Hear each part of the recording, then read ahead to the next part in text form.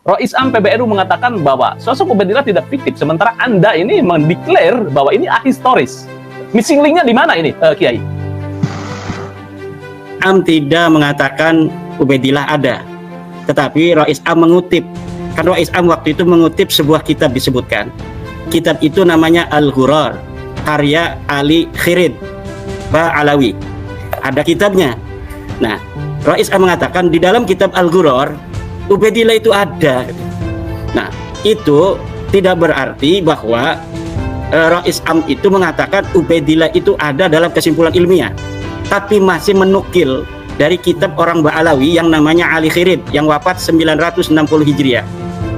Ya, sedangkan pengakuan mereka sebagai turun Nabi itu 895.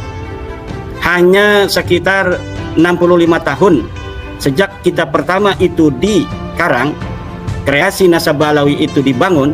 Kemudian ada lagi orang Ba'alawi yang kemudian mengarang kitab namanya kitab Al-Ghurar, dan kitab itulah yang dikutip oleh Rois Am. Dalam tradisi NU kan ada sebagian yang mengatakan kalau ada sebuah narasi proposisi dalam sebuah kitab yang mu'tabaroh, itu bisa kitab itu dijadikan pegangan. Itu sebenarnya bukan di dalam bab nasab ya, tetapi dalam pemikiran, dalam teologis, dalam saintifik gitu. Tapi kalau dalam nasab itu adalah tidak bisa dilepaskan dari ilmu sejarah. Ilmu sejarah itu haruslah logis dan verifikatif. Nah, ketika sudah logis, maka kita verifikasi. Betulkah berita yang ada di dalam kitab Al-Ghurar ini? Kitab Al-Ghurar yang dikarang 960 Hijriah, kemudian mengkhabarkan sebuah peristiwa sejarah tentang sosok namanya Ubaid yang ada di tahun 383 Hijriah. Ini untuk mengetahui apakah berita yang ada di dalam kitab Al-Ghurar ini benar, harus diverifikasi di kitab-kitab yang dikarang pada masa Ubaidillah ini. Dan saya telah mengkajinya dari mulai hari wafatnya Ubaidillah 383, setelah itu sampai pengakuan tahun 895 Hijriah, itu ada banyak kitab baik nasab dan sejarah yang ditulis, dan tidak ada satupun yang menyebutkan seorang yang namanya Ubaidillah, baik dia sebagai anak Ahmad bin Isa maupun hanya ketokohannya dalam sejarah. Itu hanya nyebut-nyebut aja. Oke, Pak Syed. Ya, saya simpel saja pertanyaannya. Bagaimana menurut Anda ini temuan Kiai Iman dengan referensi-referensi yang tadi dibacakan? Apakah cukup kredibel ya kalau bahasa ilmiahnya gitu aja? Cukup bisa dipertanggungjawabkan sebagai karya ilmiah, atau menurut Anda ada kritikan di sana sini? Ya memang sebagai karya ilmiah memenuhi, apalagi didukung oleh DNA ahli-ahli sejarah. Tetapi karya ilmiah juga ikhtilaf, biasa itu Mas.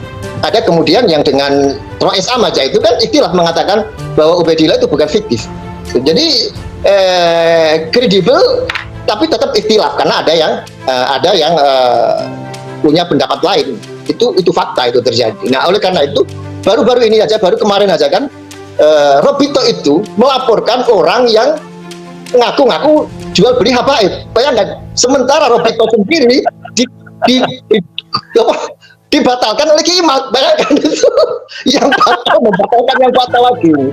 Dan jadi begitulah, ini masalah ikhtilaf ini, dan polisi melayani itu. Nah, karena apa? Karena Robito punya badan hukum, maka seluruh produk yang dihasilkan termasuk soal nasab ini tentu ada dalam koridor hukum sebagai badan hukum itu, Mas.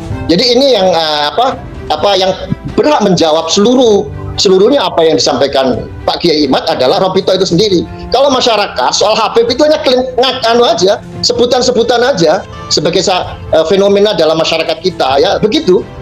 Orang mancung hidupnya dipanggil Habib itu udah biasa gitu terjadi. Jadi itu jadi hal yang berbeda ini, Mas.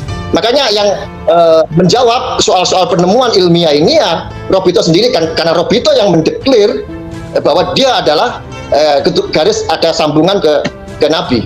Ya, maka Robito sendiri yang harus bisa menjawab ini. Makanya Mas Yusuf kalau bisa undang ini Robito biar langsung bisa menjawab soal ini. Oke, baik.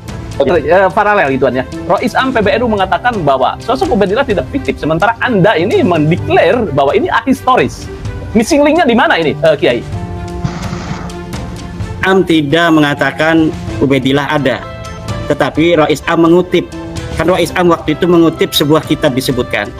Kitab itu namanya Al-Ghurar, karya Ali Khirid Ba'alawi. Ada kitabnya. Nah, Rais Am mengatakan di dalam kitab Al-Ghurar, Ubaidillah itu ada. Nah, itu tidak berarti bahwa Rais Am itu mengatakan Ubaidillah itu ada dalam kesimpulan ilmiah, tapi masih menukil dari kitab orang Ba'alawi yang namanya Ali Khirid yang wafat 960 Hijriah. Ya, sedangkan pengakuan mereka sebagai turun Nabi itu 895. Hanya sekitar 65 tahun sejak kitab pertama itu dikarang, kreasi nasabah Alawi itu dibangun. Kemudian ada lagi orang Ba'alawi yang kemudian mengarang kitab namanya kitab Al-Ghurar, dan kitab itulah yang dikutip oleh Rais Am. Dalam tradisi NU kan ada sebagian yang mengatakan kalau ada sebuah narasi proposisi dalam sebuah kitab yang mu'tabaroh, itu bisa kitab itu dijadikan pegangan. Itu sebenarnya bukan di dalam bab nasab ya, tetapi dalam pemikiran, dalam teologis, dalam saintifik gitu.